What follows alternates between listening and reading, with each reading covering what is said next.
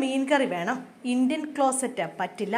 ബെഞ്ഞാറമ്മൂട് കൂട്ടക്കൊല പ്രതി അഫാന്റെ ആവശ്യങ്ങൾ ഇങ്ങനെ. സ്വന്തം സഹോദരനെയും പെൺസുഹൃത്തിനെയും ഉൾപ്പെടെ 5 പേരെ അതിക്രൂരമായി കൊന്ന അഫാന്റെ ആവശ്യങ്ങൾ കേട്ടാൽ ഏതൊരാളും ചിന്തിക്കും, കുറ്റബോധം എന്നത് ഇയാൾക്ക് ഇല്ലേ എന്ന്.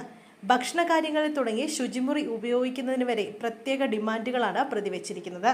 തനിക്ക് ഇന്ത്യൻ മോഡൽ ക്ലോസറ്റ് ഉപയോഗിച്ച ശീലമില്ലെന്നും യൂറോപ്യൻ മോഡൽ ശുചിമുറി ഉപയോഗിച്ച് മാത്രമേ ശീലമുള്ളൂവെന്നും പ്രതി അഫാൻ ഡോക്ടറോട് പറഞ്ഞിരുന്നു.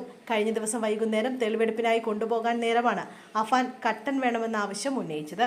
താൻ സ്ഥിരമായി 4 മണിക്ക് കട്ടൻ കുടിക്കാറുണ്ടെന്നും ഇല്ലെങ്കിൽ തലവേദന എടുക്കുമെന്നാണ് പ്രതി പോലീസ് ഉദ്യോഗസ്ഥരോട് പറഞ്ഞത്. ഇതോടെ ഒരു പോലീസുകാരൻ പ്രതിക്ക് കട്ടൻ വാങ്ങിക്കൊടുത്തു. കസ്റ്റഡിയിൽ വാങ്ങിയ ശേഷം പാങ്ങോട് പോലീസ് സ്റ്റേഷനിൽ എത്തിച്ച പ്രതിക്ക് കഴിഞ്ഞ ദിവസം ഉച്ചയ്ക്ക് ഊണ് വാങ്ങി നൽകിയിരുന്നു.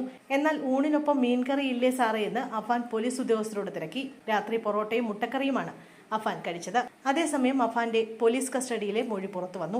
ഉച്ചയ്ക്ക് 12 മണിയോടെയാണ് അമ്മയെ ആക്രമിക്കുന്നതെന്നും വഴക്കിട്ട ശേഷം കഴുത്തിൽ ഷാൾ മുറുക്കിയെന്നും അഫാൻ പോലീസിന് മൊഴി നൽകി.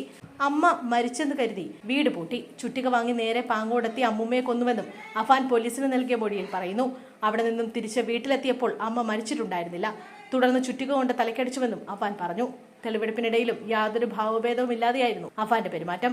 മുത്തശ്ശിയെ കൊന്ന രീതി പോലീസിന് ഒരു ഭാവഭേദവും ഇല്ലാതെയാണ് വിവരിച്ചു നൽകിയത്.